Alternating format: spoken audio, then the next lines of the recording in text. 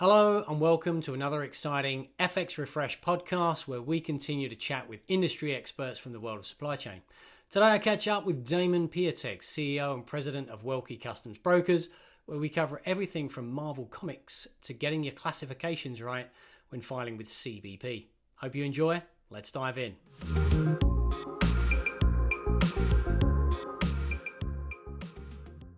Well, fantastic to see you again. And before we kick off, I'm looking over your left shoulder. Yes. I'm hoping that's a didgeridoo. It is. So, I mean, you're in upstate New York, right? So, yeah. What's the connection between upstate New York and the didgeridoo? Well, I always liked the didgeridoo. I saw somebody play it, and I was like, "Oh, it's a didgeridoo." So, I had to get one because I thought they were of cool. course. But then I had to learn to actually get sound out of it. So I spent like hours and hours and hours to get some kind of sound out of it. So yeah, you can't just blow into it.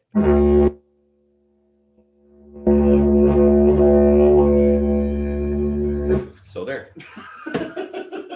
Fair play to you. Right, I'm leaving that in. That's going to be that's the basis of that. That'll give the viewers an idea of like where this conversation's potentially. Yeah, exactly. And because I'm also looking over your right shoulder, and I think I can see looks like an R2D2-esque.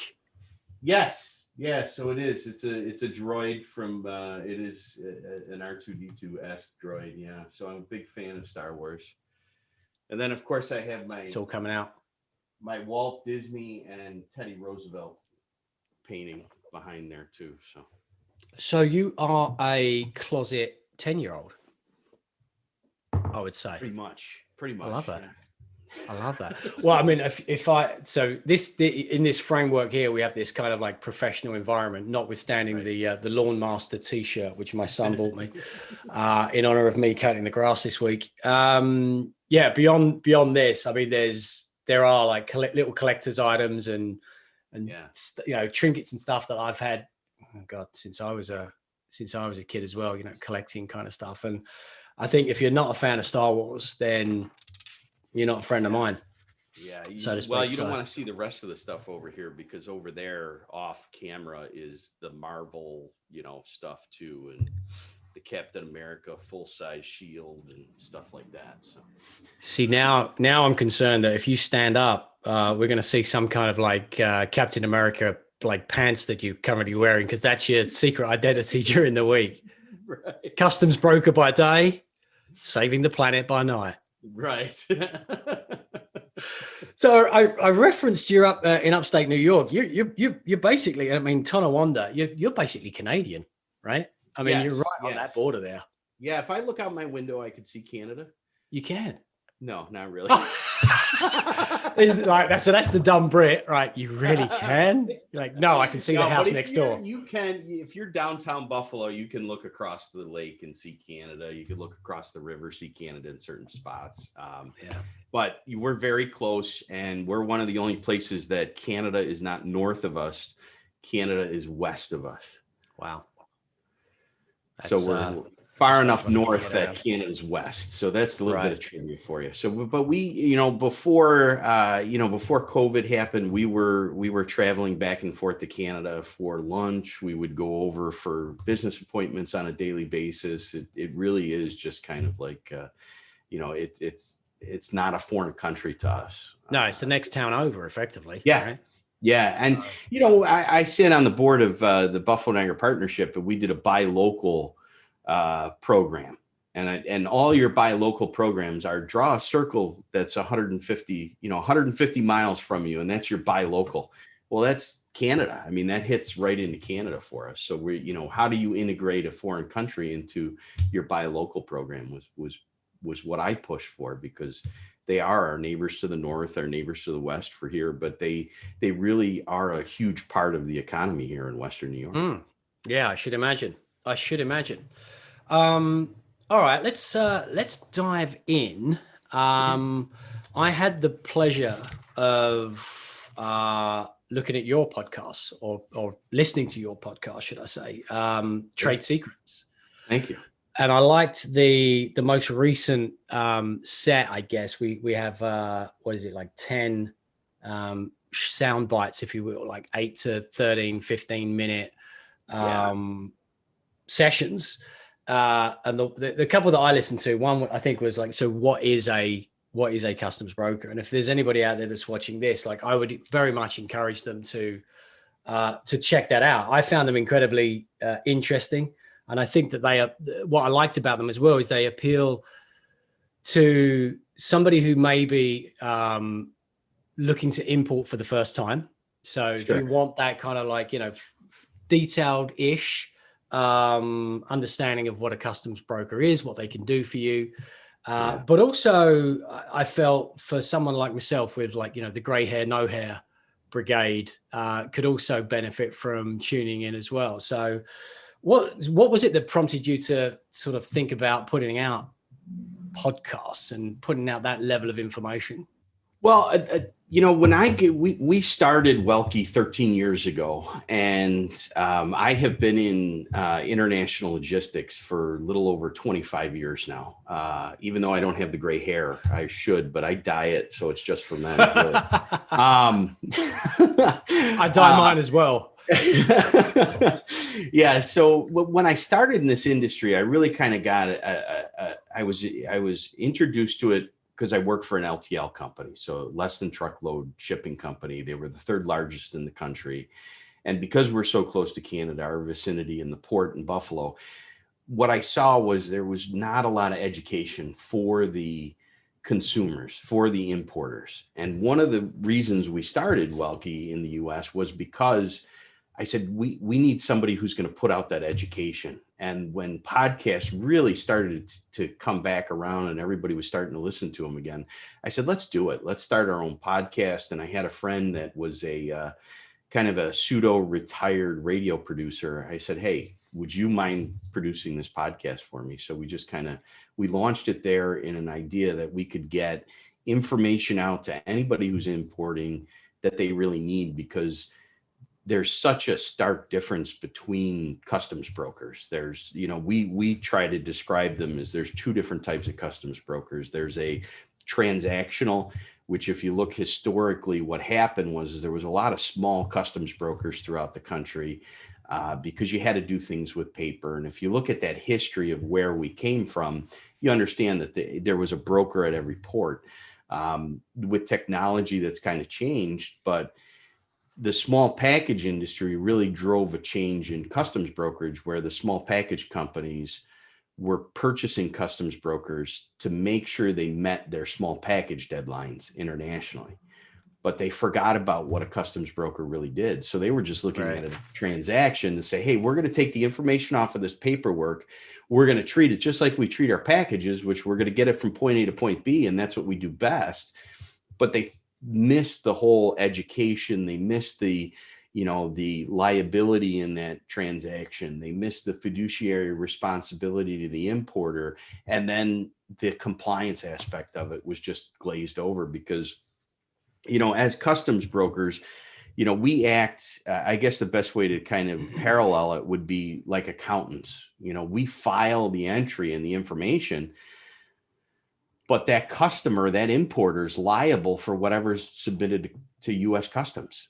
And then, on the back end, when something happens, those transactional brokers are, hey, that's not my problem. It's your problem. You're the importer. You respond to customs. You figure it out. And and if you want us to help you, we'll help you. But we're going to charge you, $300 an hour for us to help you get out of this mess that we got you into.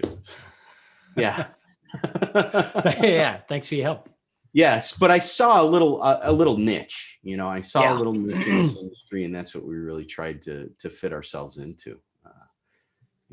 That's perfect. That's perfect. I mean, so I think I get a sense of what you folks are about based on our first conversation that we had last week. But for companies out there that maybe are getting into importing for the first time. And I don't know if this necessarily then would apply to experienced importers, but what's some of the key things that a company really needs to look for in a good, solid partner as a customs broker? And that really drives down to the definition that we look at as that operational based customs broker. They really become, and what we do is we really become an extension of their international team. We're going to do a lot more than just process the entry. We get into projects where we're doing tariff classification for companies. We're doing verification of trade agreements, where we get into the fine details and really help them understand how to make the trade agreement work for them. Where, if the trade agreement says 60% of the product has to be made in those countries, whether it be Mexico, Canada, US for USMCA, or Australia, US for the Australia Free Trade Agreement, we try to push the envelope and show them, hey, look, you can get X made in Taiwan and China and still qualify for this trade agreement. You don't want to just say, hey, we're going to get it all made in the US, all made in Canada, all made in Australia so that we can apply for this. You want to know where your thresholds are and use that to your strategic advantage, and then document it. So if customs does come back and ask, you already have the answer for them and you're ready to go. So we've saved companies money in that way, where they're sourcing the products from the right places, and they look at their transaction as a whole rather than just part. Hey, I'm selling my product to Australia. I'm buying product from Canada. Well, let's take advantage of both those trade agreements and find out how to manufacture the product so that it qualifies for both of those. So you're saving your client money in Australia and you're still keeping your vendor in Canada, and you're getting the best of both worlds. So. Right. So, excuse me. So that's a tremendous amount of value add that you guys are providing there. Yeah. And I think that then tips into, it's kind of like borderline compliance in some respects, but like pushing into the compliance area. Yeah. Are you guys focusing on that as well to make sure that, I mean, despite the fact that the relationship it's a professional relationship, but to your point earlier on, the importer, the onus is really still on them to make sure that everything is filed correctly, but they're also relying on you to do so. Right. It would be probably against the rationale for you starting the company in the first place if you didn't go that extra and make sure that they are following the laws of Well, here's a great example of that. We had a client or a potential client call us, and they wanted to import a cryogenic chamber. I don't know if you're familiar with those, but those are really kind of like very popular with sports players. You go in and it's like a little closet and it's sub-zero, it's very cold inside these closets, and they say, oh, it helps, regenerate small tissue and aches and pains and does all this great stuff. And this gentleman went to the bank, got an SBA loan, and already bought it, and then called us and said, what do I need to import it? I said, well, okay, first of all, this is considered a medical device, so you have FDA involved. You have to meet these requirements with FDA, and it's a medical device, so you have to get the device listing and you have to get approved by FDA. He said, it's already on the water. I already bought it. I'm like, well, I can't help you there. But what I can tell you is if you look at FDA's website, right on the website, it says that these are causing people to die. People are freezing to death in these. They don't approve any of them. So you want to do your homework on that. So his attorney got on the phone with us and said, you definitely don't know what you're talking about. I'm going to find another customs broker. I said to him, this is what's going to happen. You're going to go to another customs broker. They're going to process the entry. It's going to be released by U.S. Customs. It's going to be put on hold by FDA. And then you're going to have to come up with all this information for FDA. And you're probably going to end up having to export the machine. Come to find out, his attorney did real estate closings. So I was like, you're asking the wrong guy for advice here. But he calls me back 3 months later on speakerphone, because you could tell when you're on speakerphone. And he's on speakerphone and he says, I have my attorney here. And I'm like, oh no. You mean like the divorce lawyer? Yeah.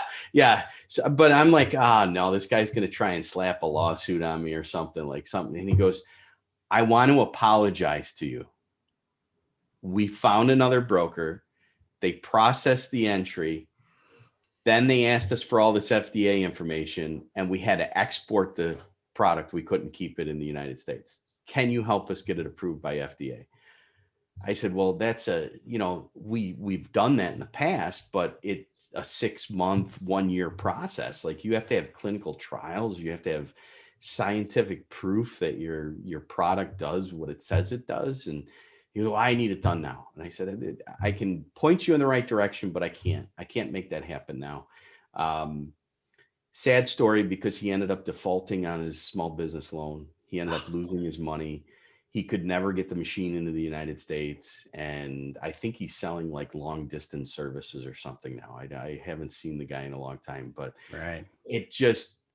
That's the niche that you have as an operational based customs broker, is to actually educate the people and let them know what they're really in for and what regulations they have to follow. We're willing to go the extra mile. We never charge this guy anything. Even if we were going to do the entry, we said, these are the regulations you have to follow, because we did some homework for him. We did some initial research and gave him the findings. And it's really the opportunity of the importer to take advantage of that hand holding at the beginning. Yeah. So I mean, we find this as well, that there are many businesses, they don't know what they don't know. Right. Right. And so coming back to, again, reasons why you put the podcast out is to, in some respects, hope that prospective, not just prospective clients or existing customers, but prospective businesses that are starting up the importing play, if you will, that they stumble across that, and then they're like, oh, that's just something that I wouldn't have thought about, because it could be that, you might be an established business where you're sourcing your raw materials from the US, selling domestically in the US, and then all of a sudden your eye catches like, oh, there's a cheaper way of bringing raw material, and that's based in ABC country. Right. I'll just jump online and I'll bring that in, right? That's and that's the complication of importing, is it may look on the surface less expensive, but once you start digging deeper, it becomes more expensive sometimes, and they don't know that. I mean, we talked about this, and we share this story all the time, where a company decided to purchase some steel because they understood that the steel was cheaper in Moldova versus a Canadian mill. So he went and got the steel from Moldova, imported it into Canada, and made his product. Well, he purchased that product less expensive than he could in Canada, but it totally negated his NAFTA eligibility. Right. So now his clients were paying more because they had to pay duty and taxes on that product because it didn't apply for NAFTA. So it's a very interesting industry where you really have to understand everything that's going on, and you need that partner. You need that customs broker that's going to do that extra research and take the extra steps for you. And you really have to stay in contact. That's why I tell everyone, we become an extension of their international team. Yeah. I have great examples of it. We had a prospect I went to, and he had a flight glove on his desk that he was having problems with. And I said, oh, are you importing that? He said, yeah. I said, well, let me take that back. Where do you have it classified? And he says, well, I have it classified as man-made fiber.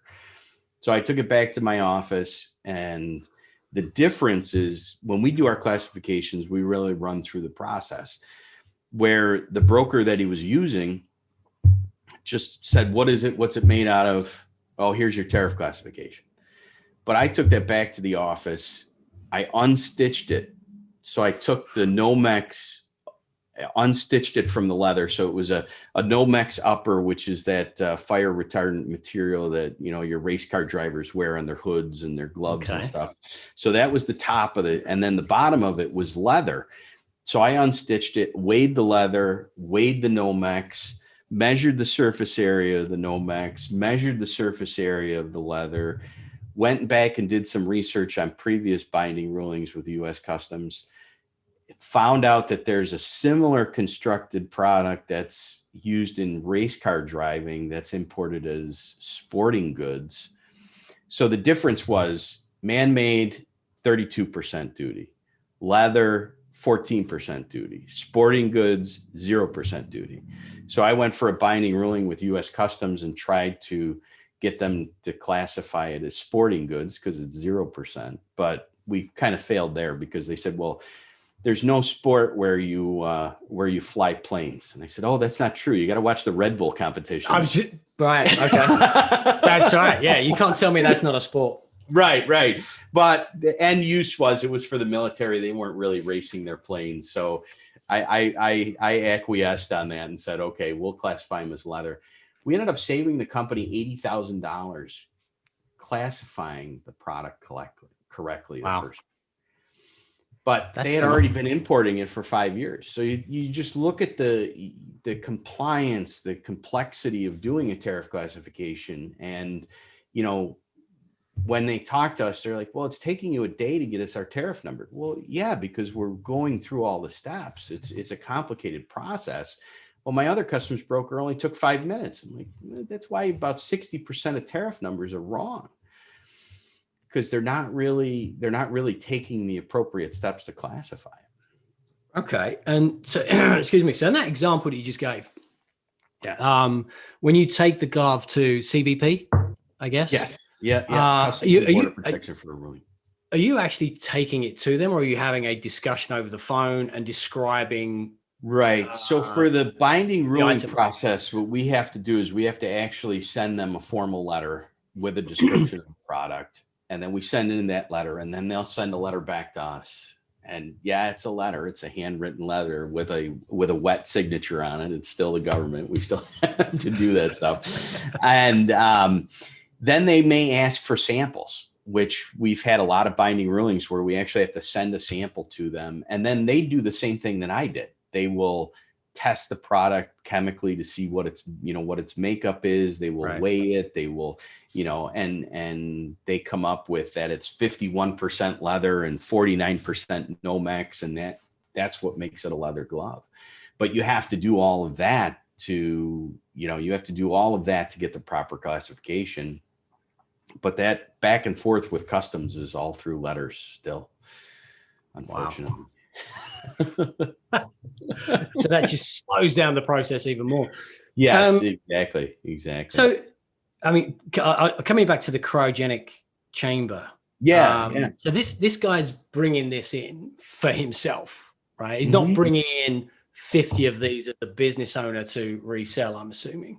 Right. So, he was bringing it in, and he actually had a facility rented and employees hired where he was going to set this machine up, and he was going to charge for people to come in and sit in his cryogenic chamber, kind of like a tanning bed, I guess, like a tanning bed like situation. Actually, a cryogenic chamber to me sounds like a tool that you can use to acclimate yourself to the weather we get up here in Boston. So, if you really want to know what it's like to be here in December, January, get yourself in one of those chambers. Right. In a pair of Speedos. What? If you marketed it that way, you wouldn't have FDA requirements. But the way he marketed it is he said, relieves pain, helps with rheumatoid arthritis. He made all these medical claims, which is a big difference when it comes to regulations, Right. So what if then, or have you experienced situations like that where somebody genuinely is importing a good, a raw material, for one purpose, but then just maybe naturally or just through opportunity, that product is then used in a different way? Yes. Could there be let me think about what the right question is.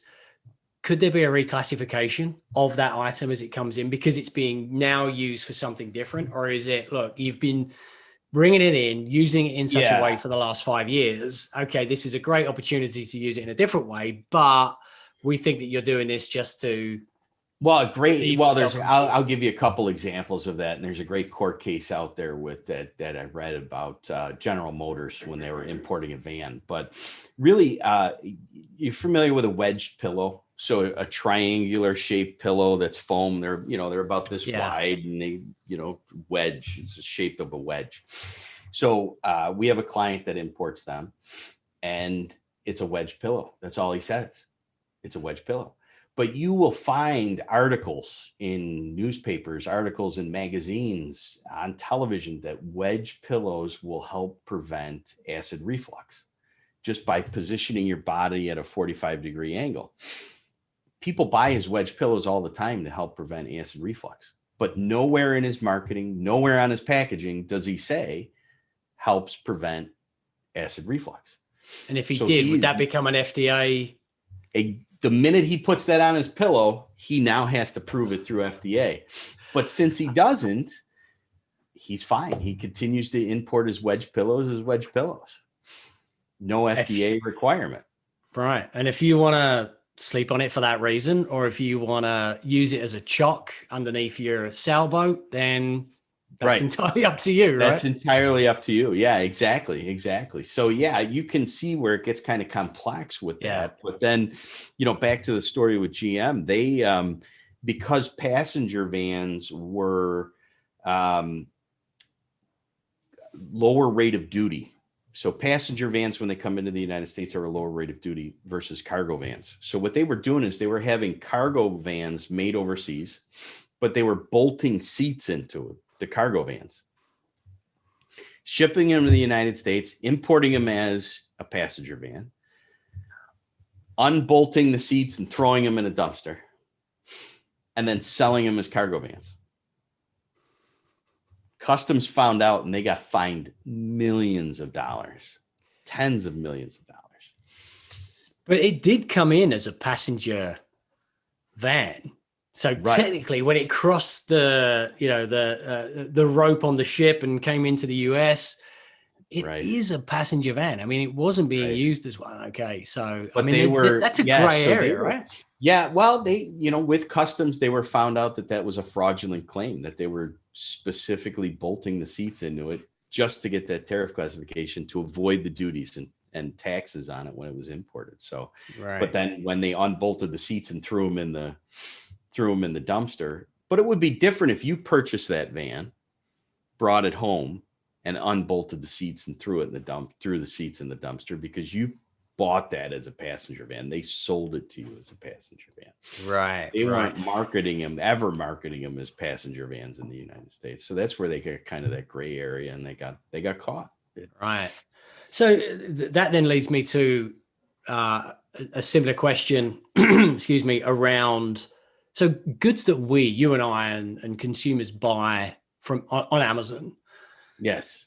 So in many cases, I've seen my package turn up and it clearly has a foreign stamp on it, right? If it's come from China, you can clearly see it has come from China.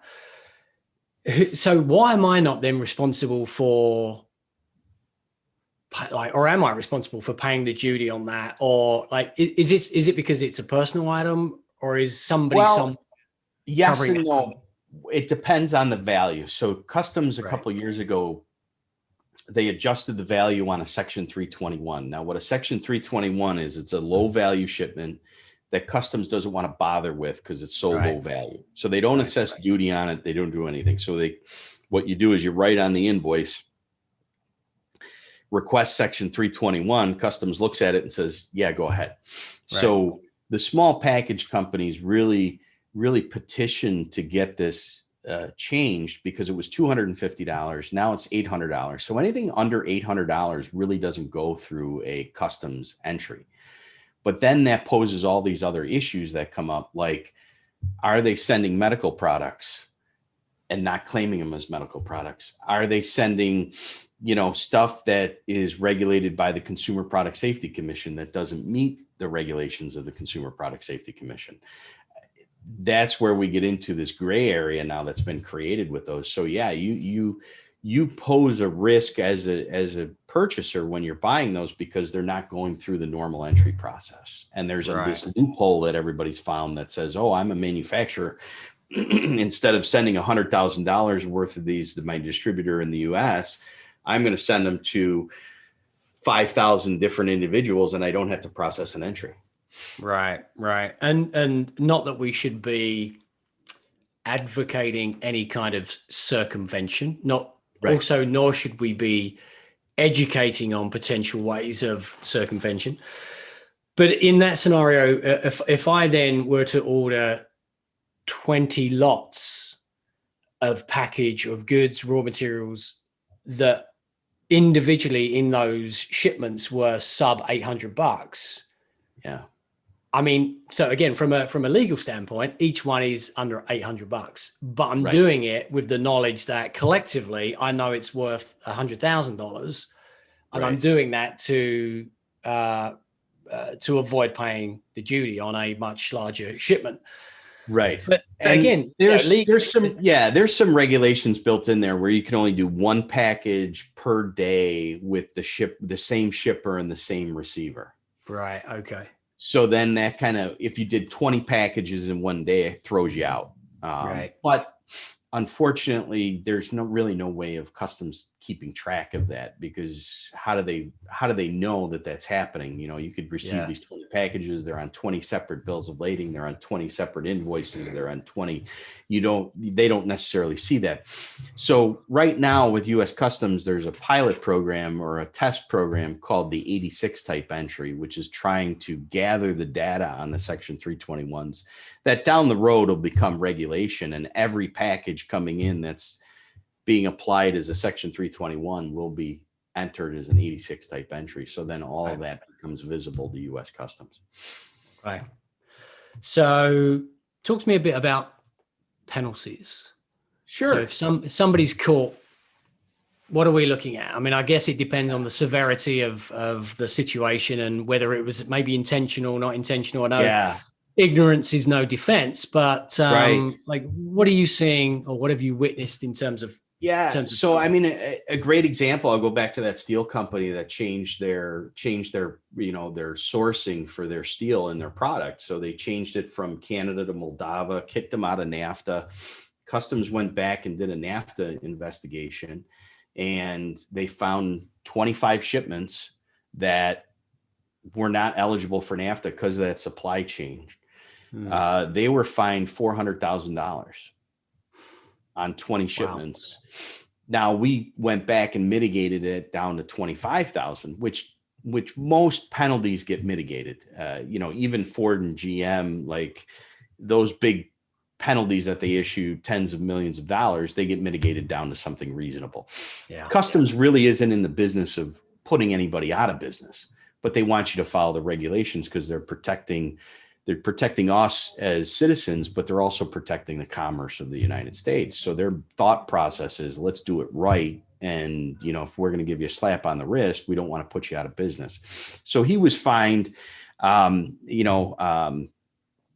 great example is a Trek leather case that came through the courts. Now they were importing men's suits, but they were using material from another country, sending it to their manufacturer, and then importing it into the United States.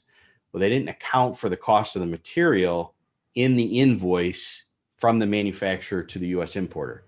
So they were kind of dodging tariffs, dodging duty, and they were paying a lower rate of duty than what they should have paid. So the U.S. Customs went back and forth with this guy and kept on telling him, hey, you're doing this wrong. Hey, you're doing this wrong. Hey, you're doing this wrong. Well, and it's a pivotal case in customs brokerage and importing, because they fined him personally for the $2 million. Not the company. Not the corporation. And they pierced the corporate veil with what they said is they said they didn't, because the way customs regulations are written, that the individual causing the importation is responsible. And they took his personal signature on the documents as his authorization. So they really kind of pierced the corporate veil in that. And they said that, this person was individually responsible. So it really kind of changed everybody's outlook on this industry and saying, hey, I'm personally signing for this. is the corporation responsible that I'm working for? Are they going to come to bat for me if something happens? Or, so it really kind of caused a big stir in this industry of importation. So that wasn't the owner of the company. That was an employee of the company. It was the owner, but he was it was the owner. Okay. Yeah, it was the owner, but he said, well, I have the protection of the corporation. And they're like, no, you personally are responsible for this $2 million. Right. But it brings up that question. Hey, I'm not the owner and I'm signing and I'm Joe import clerk. Yeah. Yeah. Like all the documents. Am I personally responsible for all this stuff? And yeah, the way those customs rules and regulations are written, that's why they were able to fine him personally versus, the corporation. So it was a really interesting case. It's out there, it's been done. So it leaves that precedent that's been set with that case. But right. Customs, what you have to also remember is Customs went to him a number of times before they issued the fine and penalty, right, to get him to do it right. So he really pushed the envelope. So Customs is going to come at these fines and penalties with an idea that they want you to do it properly. They're going to help inform you. You may pay a little upfront with a small fine or penalty, but then when those big fine or penalties happen, it's that the person that's done it has been doing it over and over again. And they look at it, Customs will look at it. There's three choices when it comes to a fine or penalty. There's negligence, gross negligence, and fraud. They will decide which level you're at. There's no, I didn't know, you're either negligent, gross negligent, or fraud. But those cases, that's the way they'll come through. And right. You have an opportunity to change before they slap the big penalties on you. Right. Really to help you get it done properly. One thing I will add is that now with increased visibility of shipments and increased communication with our trading partners like Canada and Mexico, you will start to see fines and penalties issued by one government, and then the other governments that you're using or importing to the other countries, their governments will echo that fine or penalty.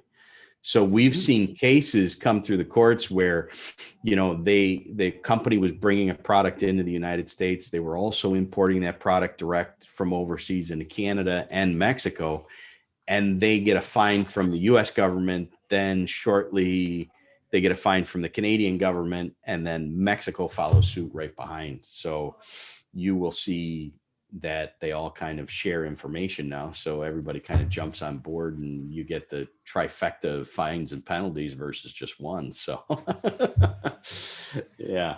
Which is why we need a customs broker like yourself or yourselves in order to make sure that documents are filed correctly, promptly, Yes. And classifications are correct. Right. And I'm sure that you folks go a little bit more beyond. Yeah. Well, it's really kind of a paradigm and thought process. We're trying to get customers to understand that there's a paradigm shift here in thought, that everyone really looks at a customs broker as part of their supply chain. And the reality is we're not part of your supply chain.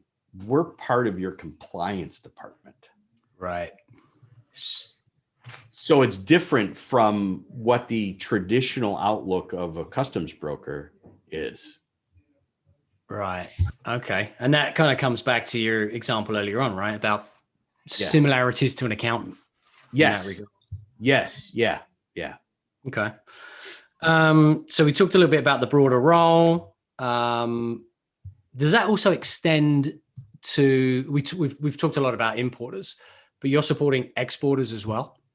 Yes. Yes. Right. So we actually will do a project with it because it's all connected. So we will work on your exports and imports, because what you're exporting really is connected to what you're importing.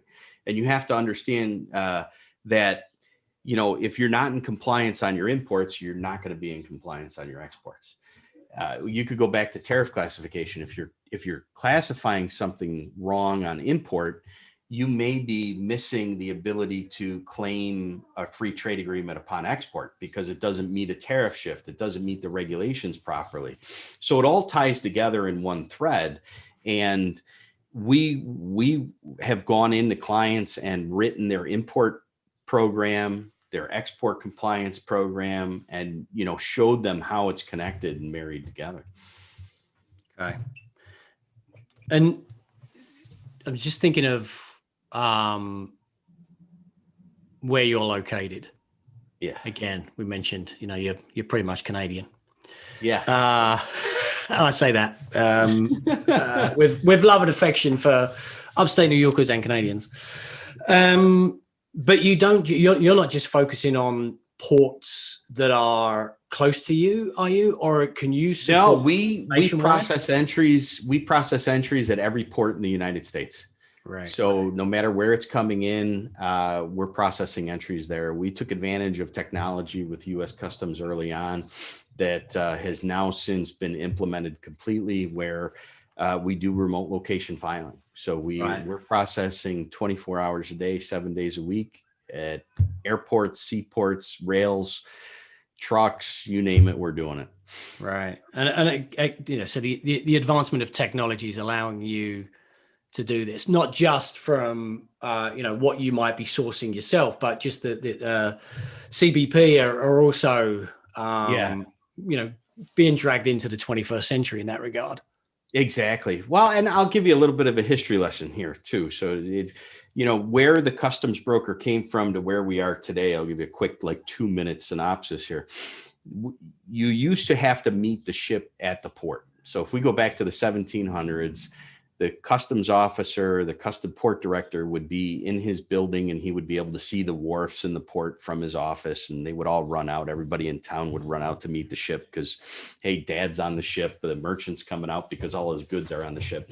And the customs officer would meet them at the ship and say, hey, you owe us X amount in duty to import this product and unload it from the ship. It was kind of an arbitrary thing. The customs officer decided how much they owed right then and there. Poof. It was just kind of, hey, I like it. Today we're going to only charge you $3,000. Tomorrow we're going to charge you $10 because you didn't buy me a beer. That seems like a fair enough comment. Right.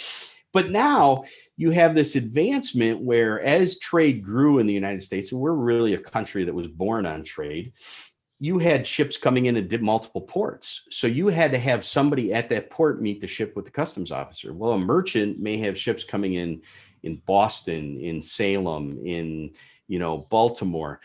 Well, then they had customs brokers. They created customs brokers to broker the deal between the merchant and customs. And that's really where we came from. We just basically paid the duties. We filed the paperwork and paid the duties. Now you fast forward to the 1980s, where you had this Modernization Act where customs took the onus on classification, paying the proper amount of duty and everything, and put it onto the importer. And that's where our really responsibility changed, was not until the 1980s with that Modernization Act. And then the customs broker really became this educator and this liaison, but they had this old time mentality that, hey, all I do is file the paperwork. That's all I do. So, you know, it's slow to change. And now we're here into the 2000s, and we could process at any port. We don't have to have a licensed customs broker at every port, where up until the early 2000s, we had to have a licensed customs broker at every port. So it's really kind of a change in technology, a change in thought process. And with any industry, it takes them a long time to catch up with it. But it leaves openings for companies like ours that are, you know, early adopters and have a vision to fill that void. Right. I want to focus on, just for a couple of minutes, coronavirus. I'm sure didn't bypass customs brokers. Oh, not at all. Oh boy. So what are some of the effects of COVID that have impacted your business? And I can keep that as broad as like customs broking or brokers in general, but maybe specific to Welke as well? Sure. Like a lot of industries, what we've seen in customs brokers in general is a lot of companies working from home, Right. transitioning that staff from the office to home. And with a lot of places, even outside of the customs brokerage industry, you've seen a decrease in customer service. You could tell, you go to Target and there's a line through that wraps around the store and they got one clerk and they have that sign that says, out of an abundance of caution, we've decided to not provide customer service anymore. You're seeing that. You're seeing that in a lot of industries. I was able to. We have a large office. We have a great staff, but we were able to adopt a lot of the precautions easier than some of the larger customs brokers. I also applied to the state of New York and got deemed as an essential business. So we've been in the office this whole time, and we've not lost a beat on our processing. A great example is at the northern border. Trucks show up and they want to be cleared right away. So we've, through technology and a lot of front end work, when we bring on a client, we're able to process our shipments within a half hour of receiving them.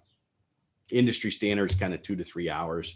That's gotten longer with COVID, but we've kind of maintained that service level by staying in the office. And it really helps that we've been here, and it's helped us to get through it as a team, to be able to talk to people outside of our homes and kind of keep some of that normalcy in everybody's lives by coming to the office, but taking those precautions.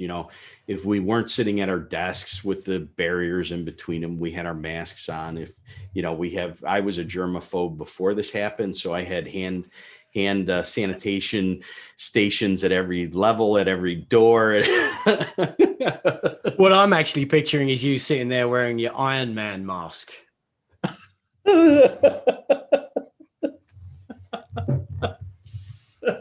Because you said that.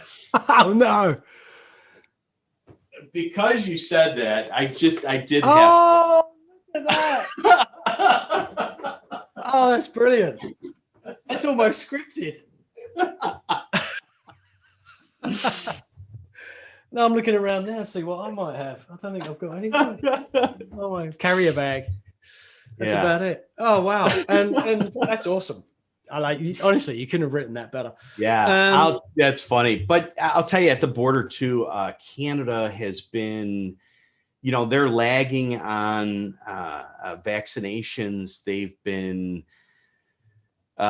taking precautions. The border between the U.S. and Canada has been shut down for personal travel, non-essential travel. Yeah. We saw a major impact on the amount of entries that we were processing in April and May of last year. That the Canadian companies just really stopped shipping to the United States in April and May of last year. They really took the lockdown seriously. They weren't going out of their houses. Businesses were shut down. It was a whole different approach, and still is. I mean, they're in lockdown again in Toronto. All kidding aside, they're having a real hard time getting those vaccinations out, so they're way behind us. And we're seeing a trickle effect. We're still maintaining our U.S. business with other countries. There's backups at the ports. There's, and the cost of shipping is going up with this too. I mean, we've seen the cost of a container coming from China triple. It's gone from like $3,000-$4,000 to $10,000 or $15,000. It's just an enormous difference, and the impact has been tremendous. So we've seen steamship companies, vessel companies, mothball ships, recycle ships. There's just less capacity, so it's been a crazy year for everybody.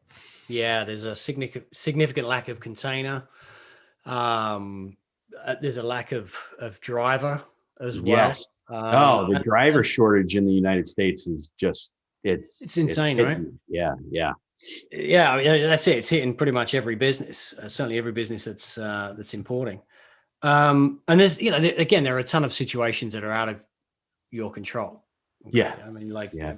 like we just discussed there, the driver shortage, but ships stacking up outside of California, which is still happening now, right? And Yeah. I've spoken to a bunch of prospects who have said, look, it's still 10 days Yep. longer than they would anticipate to get Yeah. goods and services in, right? And that has a significant impact on their cash flow.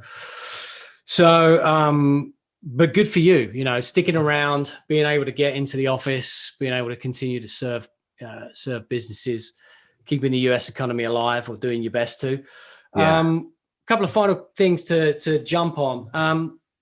What is there anything unusual that you've experienced? Now, we could probably even go back to the cryogenic chamber, because that for me is just an unusual import. But like, is there anything bizarre or weird that you've seen, like anecdotally, over the last 13 years or so of doing this? Oh gosh, there's all kinds of crazy stuff. But one of my favorite things to talk about is Jimmy Carter and peanuts. Because in the United States we grow peanuts, and thanks to Jimmy Carter, we have an absolute quota on peanuts. Yeah. So I don't know if you remember a couple of years back, like you were at the grocery store and they're like, "Oh, we have a shortage of peanuts, and there's not going to be peanut butter, and we're going to charge you 10 times the amount for peanut butter." Because we grow them here, we really don't allow peanuts to be imported in the United States. So there's this whole world of peanuts out there, and we don't allow it. But the reason I say that, and I'm joking, it's funny because we don't allow the importation of peanuts. But there's all these regulations that affect all kinds of different products that you may or may not know when you start to import something. So, hey, I want to roast peanuts in Canada and spice them and then send them back to the United States. You really can't do that. It just doesn't exist because we have quotas. There's dairy quotas. There's fees on honey to bring honey into the United States. And every day as a customs broker that I've spent for the last 25 years and 13 years in business with Welke, it's a learning experience, because we have so many different government agencies that you really have to do your homework before you pull the trigger, because you just don't know. There's just so much going on. And in the last couple of years, so much has changed, and we've been in the spotlight like we've never been in before, with the trade war with China, with the inception of the 301 duties, the 232 duties. Every day's an adventure, and I feel like I'm researching stuff on a regular basis that oh my gosh, I'd never thought I'd know. So that's what keeps me going. It changes awesome. Every day. And so in that vein, it's prudent then for anybody thinking about importing, exporting for the first time. Yeah, take a temperature check. Like, have like a half hour, an hour, or whatever it is with you, for example, just so that you can ask the questions that they don't even know that should be asked. Right? Yeah. We've been having so many, it just came to mind. We've had so many people call us about importing PPE, that personal protective equipment. There's so many regulations on that nobody would think to ask. Hey, we're importing masks, and we got an order from this hospital, and we want to send it to the hospital. Okay, well, did you know that there's only certain manufacturers that are certified to import those masks to sell them to a hospital? Well, no, I didn't know. Well, we had a guy that scheduled a 747 from China to the United States that had the whole entire thing filled with masks, that had to cancel the order and cancel the plane because the manufacturer wasn't on the approved mask making list for the hospital. So it's those questions that you don't think to ask, and you're right, Mark. It's the questions that you don't ask that are going to come back to haunt you. So that's why it's really important to talk and sit down with somebody who's really gonna understand what your product is and take the time to do the research for you. Yeah, and I think, I mean, I mentioned just now, somebody who's getting into the business, if you will. But even if you've been doing it for a long time, and even if you're super experienced, I think it's probably a good idea to just have that wellness check, that sanity check, if you will, to make sure that things are Number one, on the right side of the law, but also number two, to make sure that you're taking full advantage of certain free trade agreements, as you rightly mentioned. Well, and it even goes deeper than that. I mean, we have duty deferral vehicles in the United States, or that we can use to, like, bonded warehouses, duty drawback, foreign trade zones. There's all kinds of options that are out there. Hey, if you're bringing in parts from China and you're bringing in parts from Europe and you're bringing them in your manufacturing facility and you're paying high rates of duty on all those parts, well, how did you ever think about creating a foreign trade zone, manufacturing in the foreign trade zone, and then exporting it as a finished product, and now you pay a lower rate of duty? Or are you manufacturing for export? There's all these, and it's really a unique situation to each importer that you have to look at, because you could have 20 people importing the same product, but their process, their system, what they're doing with it is different. And the advantages of the programs that we have here in the United States, one may be able to take advantage of it. One may not need to take advantage of it, but it's going to be it's a very personal thing. When you look at what we can do for a company, we really take into account to what they're doing, how they're doing it, and then use the regulations to their advantage. We had Melissa Ehrman, who's a foreign trade zone expert, chat with us 2 or 3 podcasts ago. So we got a good education there. And when we sit down in front of our clients and our prospects, what we like to do is not just try and solve for the financial supply chain, the foreign exchange piece, the money movement piece, but ask these questions like, so how are you importing? Like, to your point, have you ever heard of a foreign trade zone? If you're an exporter, have you taken advantage of what the Exim Bank offers you in terms of political insurance and risk mitigation tools to help you grow your exports? So it's amazing how the number of individuals that don't have that level of sight, if you will. And it's not, it's I'm going to try and be very careful how I say this, because it sounds horrible either way, and I'm thinking about it in my mind, but I'm going to put it out anyway. It's not stupidity; it's ignorance of sort. But I don't mean like, when I say I've said that in the past. It's the that education definition. Yeah, it's the true definition of ignorance. You don't know, and it's not a bad thing. It's not. No. You just don't know, and you don't know what you don't know. So get in touch with somebody that is going to ask. You said it before.